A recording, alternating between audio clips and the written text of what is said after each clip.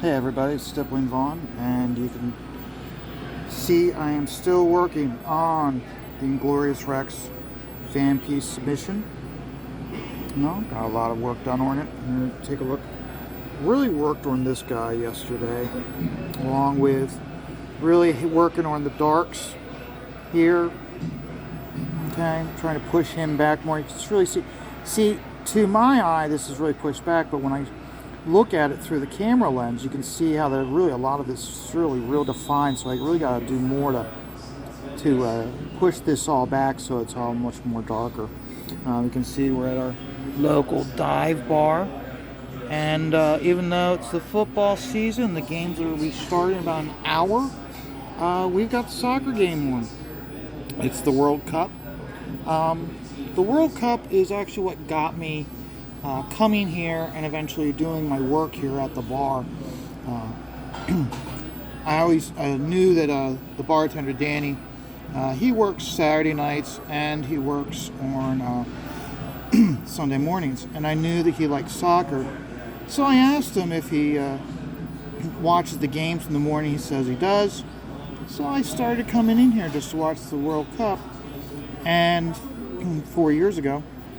And I said to Danny, I said, hey, do you mind if I bring my artwork in to work on while I'm watching the game? He's like, I don't care what you do.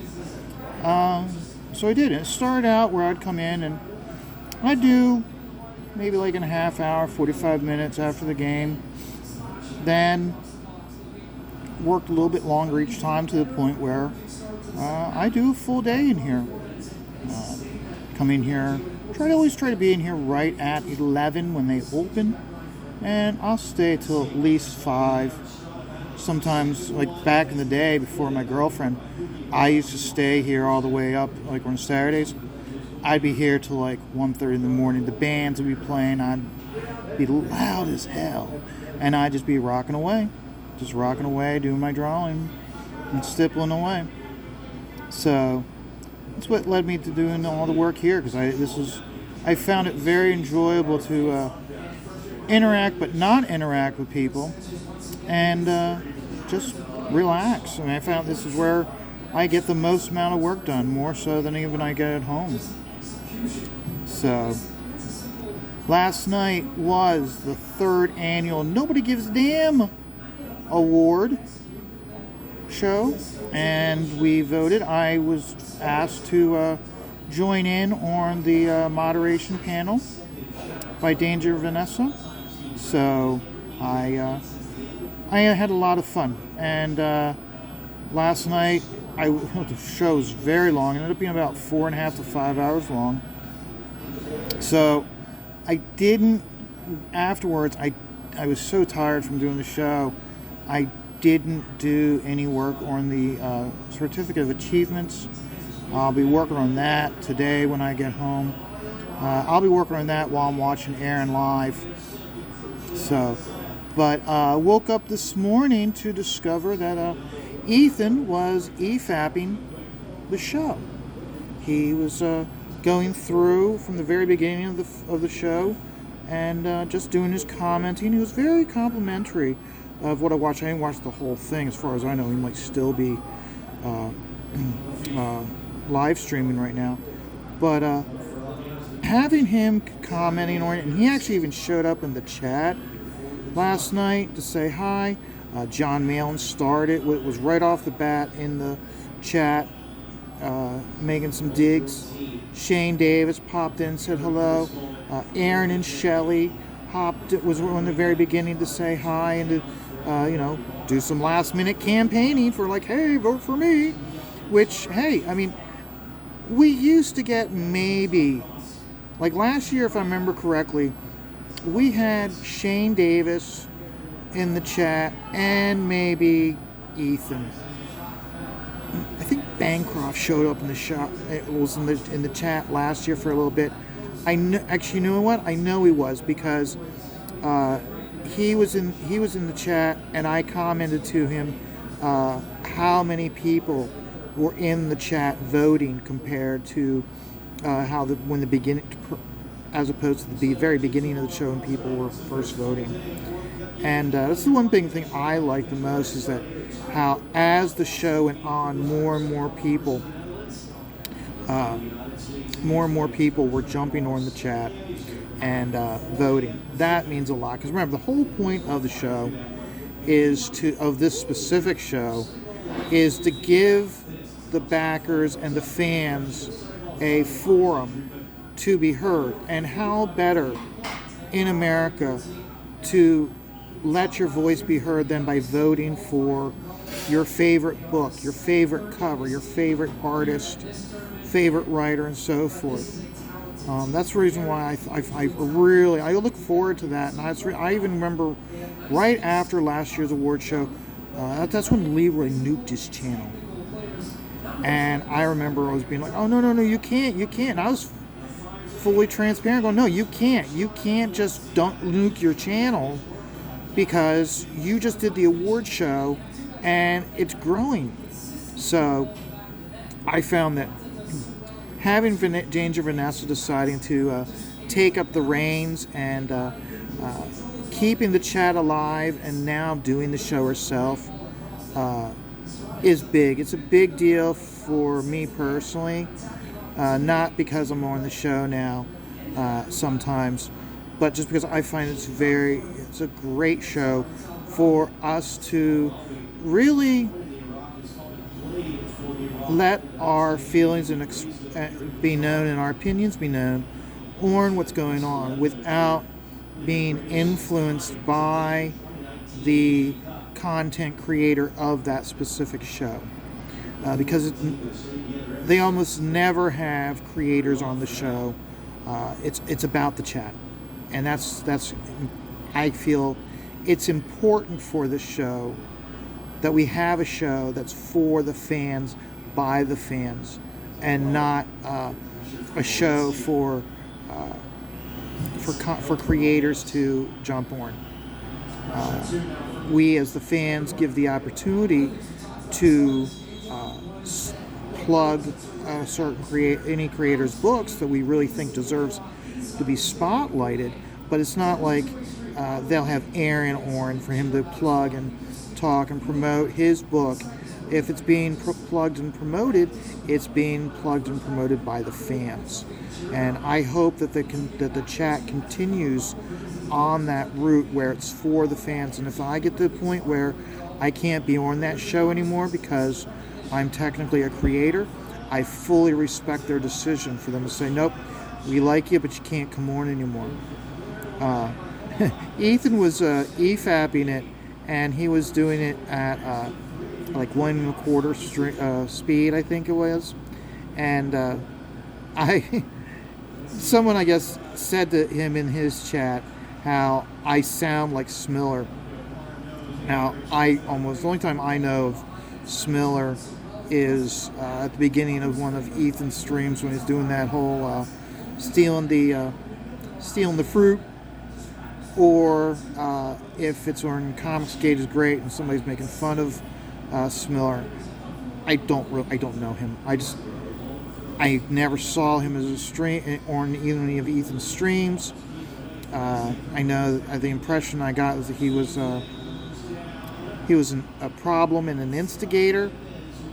And I'm kind of glad that I jumped on to discovered CG after he'd left.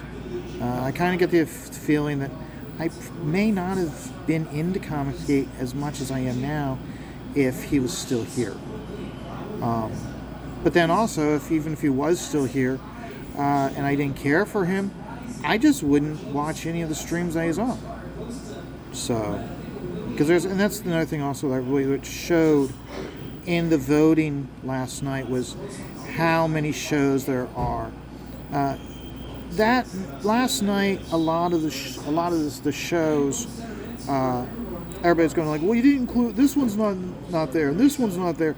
No, we had a nomination show where you had 15 categories, where you had 15 nominations, and you had to vote for 3 to narrow it down to those 5 creators, to who would be the final 5 nominees. As I said that night, I go, because it was taking so long, it was so funny how they're trying to get it all set up for each poll was, this is a shit show in transparency. And I said it to be very humorous, and it was taken that way.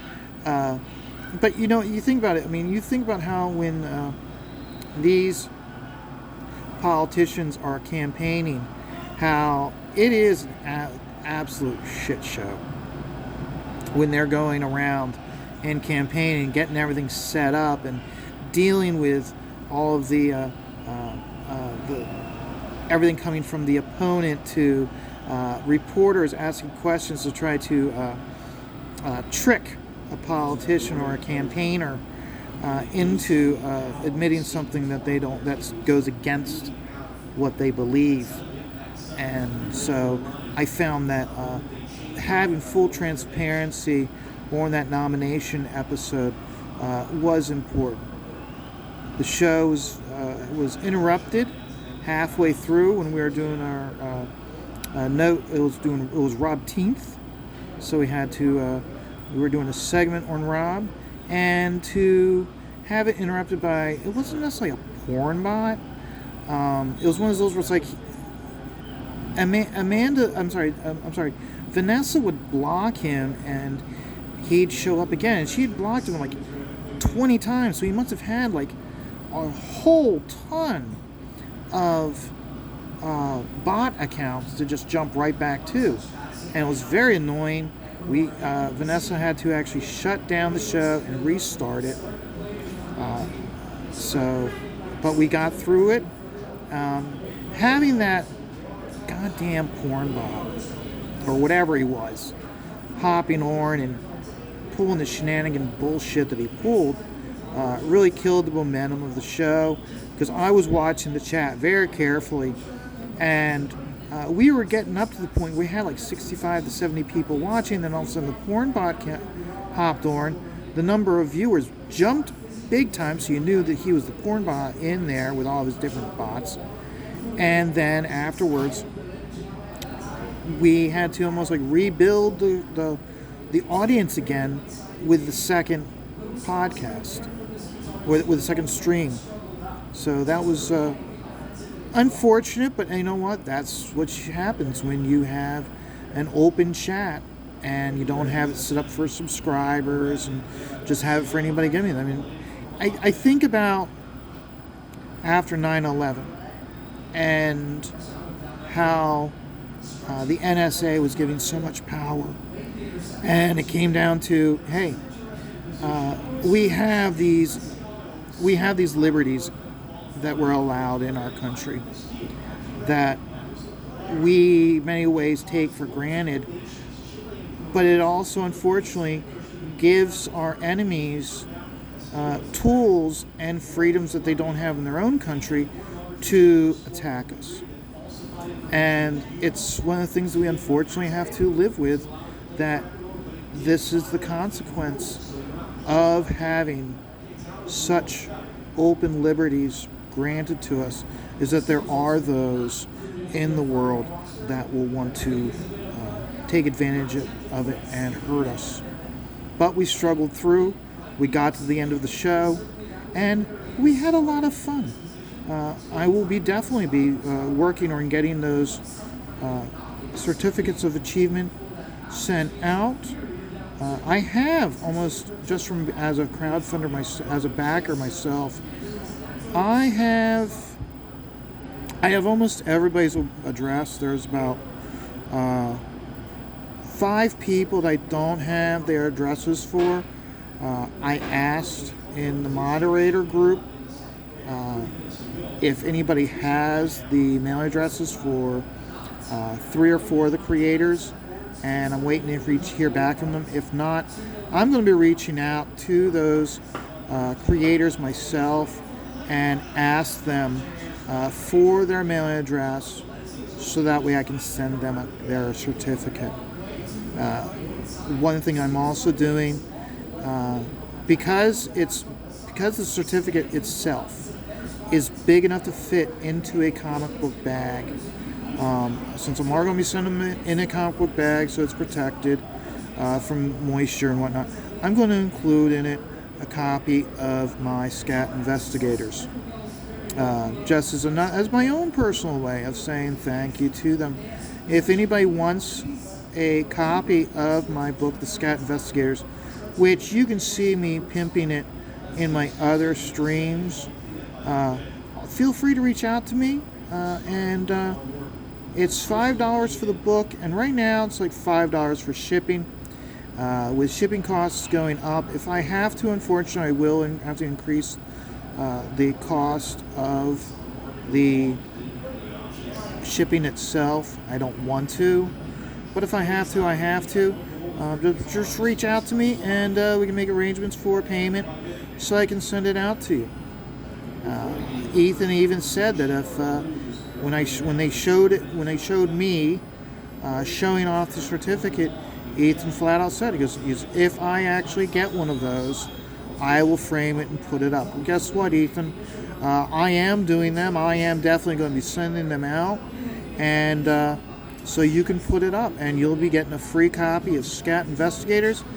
And you know what, Ethan? I'll go one step further. If when I send it out to you, I will make a photocopy of Rainbow the Brute that I did. I did that during lockdown. It was before anybody was doing the fan art competitions. So it was the very first time I did a CG character. And so I will send you a photocopy of that also. So you'll have that, Scat Investigators, and you'll be getting your certificates. And you'll be getting 2 of them. He won for Entertainer of the Year, Best Solo Show, and he also won it for Most Anticipated Book, that being Wrecked Planet. In his EFAP, he admits that he actually did that for that category. He actually did share it out to get the votes. Hey, this is a free country. He was more than welcome to do that for every single category. All the creators had the ability to, when they were being nominated for a specific category, any one of them had the opportunity and the right to spread the word, to get people in there to vote. Because you want, in some ways you want that. It's no different than, because this year I saw a lot during the week between the nomination episode and the actual voting of the awards ceremony episode. I saw a lot more people on a lot more shows talking about the Nobody Gives a Damn award show. I feel that that shows, again, the growth and broadening of this community, and how we have the ability to reach out to more people as fans. So where you have a lot of people who are like, a lot of normies being like, no, I don't want them. That's a hate group. Or it's one of those where it's like, well, I'm not talking to you about this hate group. I'm talking to you about this creator. And I'm talking to you about the content that he provides on his show. It's not the same as other shows. And his book is very good. I'll use the example of Aaron Lopresti. He puts on a great show every single Sunday night. It's a perfect wind-down show from the weekend. And he entertains you, and he keeps you abreast of where he is or in his campaign. And on top of that, not just where he is or in his campaign, but he actually shows you, he does work on various pages when he's able to help generate enthusiasm. That's one of the reasons why I like the fact that so many creators are starting to do this, where they will have a fan art competition. I personally think that a lot of these fan art competitions should be done after a campaign has gone into demand. The reason why I think that is that it helps create energy and enthusiasm after the campaign phase is over. I've noticed that Graham Nolan, he puts it best, how like when you create what you need to promote the book and you're in campaign mode, you are doing nothing but streaming and campaigning, going on different shows, and to get us to help promote the book. But then afterwards, that's when it's a slow crawl and the slow burn, trying to get the work done, but you don't really have anybody, but you not really have a lot of enthusiasm for the book anymore after it goes into demand. I feel that if creators were to do more where they do the fan art competition in the in-demand phase, it gives them the ability to maintain that enthusiasm, but more importantly, that is at the point where, such as myself doing these weekly videos showing you doing the work, I'm doing advertising for Shane and Yanzi right now by working on this fan piece. So imagine if Shane had this, had instead of having the deadline being the art contest ends when it goes into demand, instead of having it starting when it goes in demand, starting when it goes into in demand, and then goes for the next like 2 months. What does that do? It gives you 2 more months of energy and excitement from the fans, and not so from the creator. So that way, the creator can now focus on working on the book itself more so than when they're in campaign mode. So, well, folks, this is a much longer video than I normally do. It's actually twice as long as I normally do. So I'm going to get off here so I can keep working on this, and so you guys can get about your day. Remember, it's a great day to watch football, and as I always say, go out and watch the game at a bar and make a new friend. You'll discover that even though they socially, economically, politically may be the complete polar opposite from you, you got something in common, and that's the love of football. And I think we need more of that attitude and mentality in the world than we do right now. So, but even if you don't, remember, life is stressful. Just take it one dot at a time.